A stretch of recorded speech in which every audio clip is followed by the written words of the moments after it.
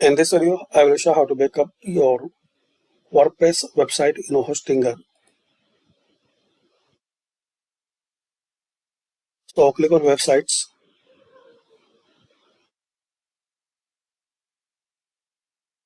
Now here manage.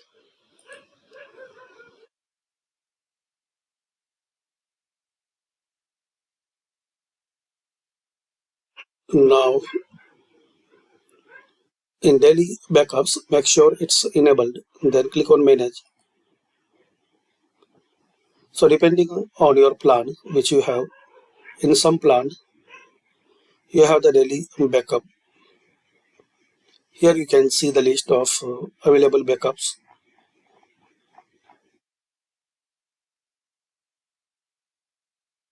Then you can generate a new backup from here. So thanks for watching.